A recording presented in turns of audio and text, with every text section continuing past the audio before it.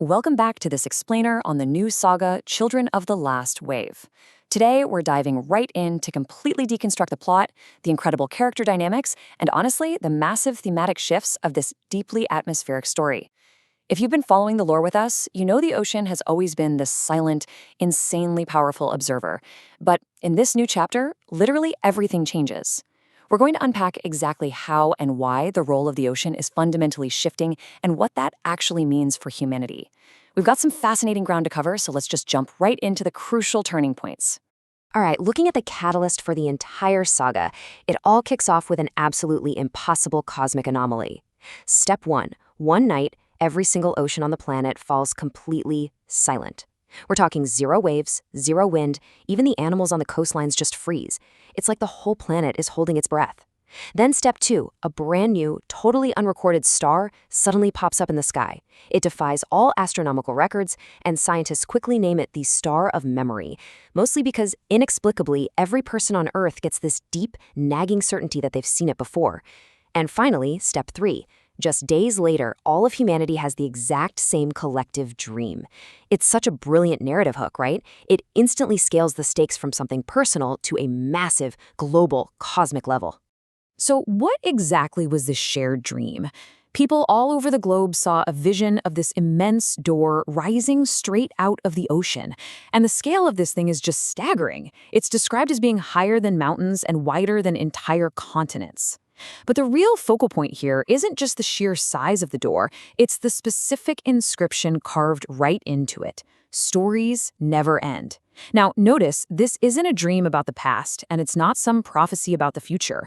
It's a statement of permanence in a world that is suddenly feeling very still and very strange.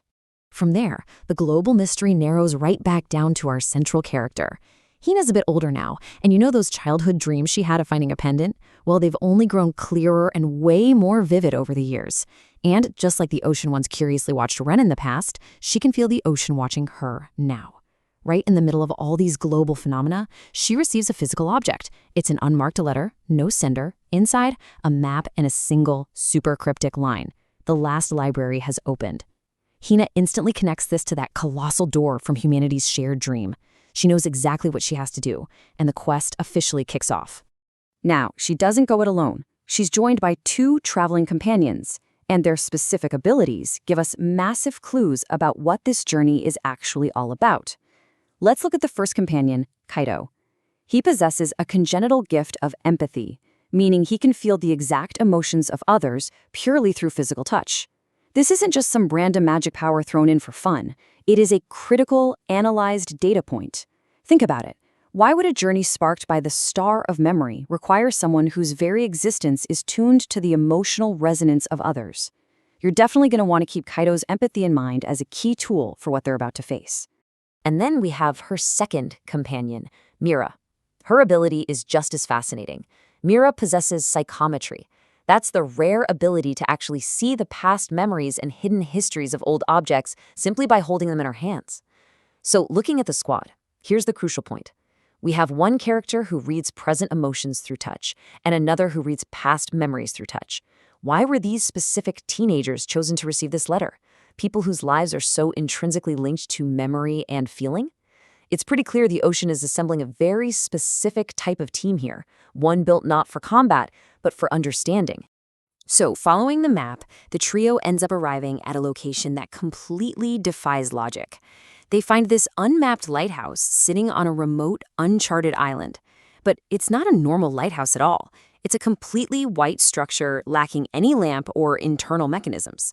Instead, the inside is filled entirely with water. And sitting right there in the center of the hall, resting in the water, is the physical manifestation of the colossal door from humanity's shared dream. They literally tracked down the anomaly. The second Hina reaches out and touches the door, the real world just vanishes. They're teleported straight to the endless library. It's this boundless space, no ceiling, no walls. Just floating all around them are millions of glowing spheres.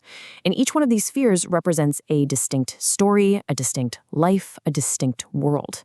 It is the literal visual representation of every memory the world has ever generated, just suspended in an endless void. And it's right here, in this awe-inspiring space, that the massive plot twist of the saga drops.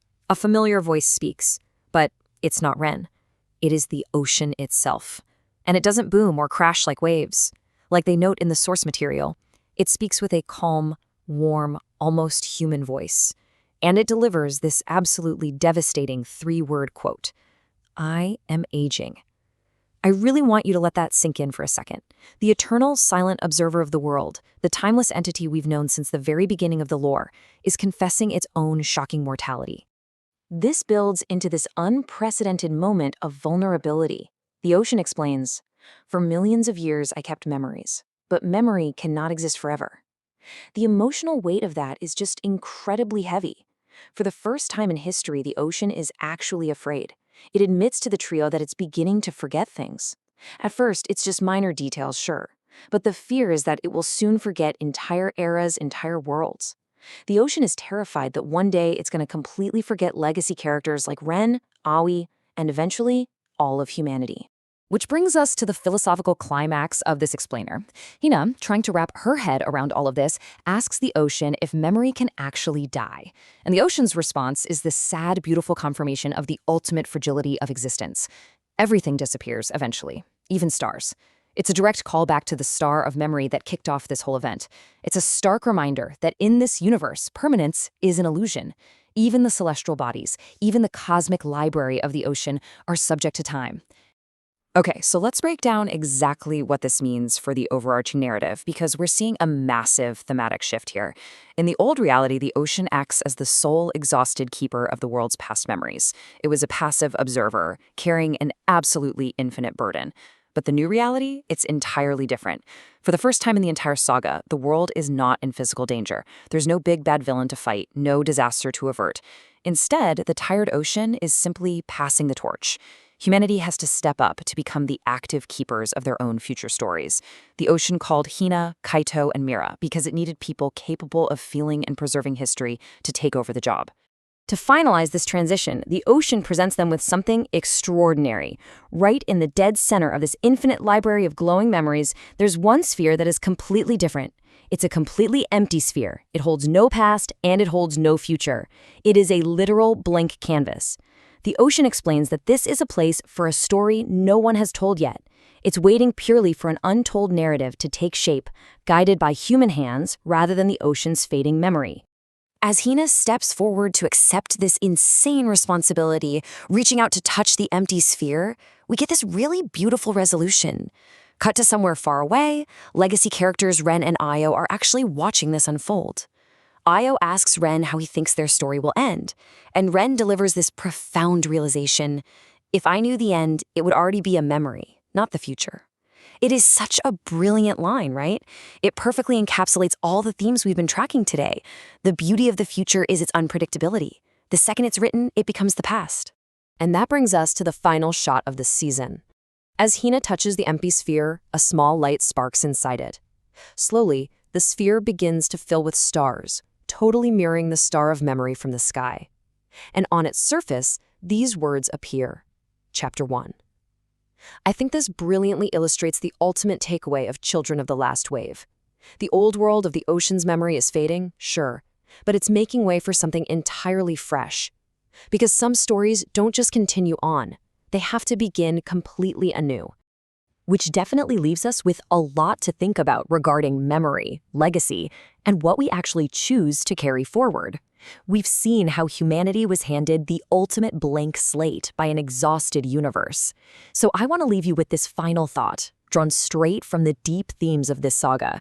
If you were faced with an empty sphere, a completely blank canvas, with no past and no predetermined future, what story would you begin?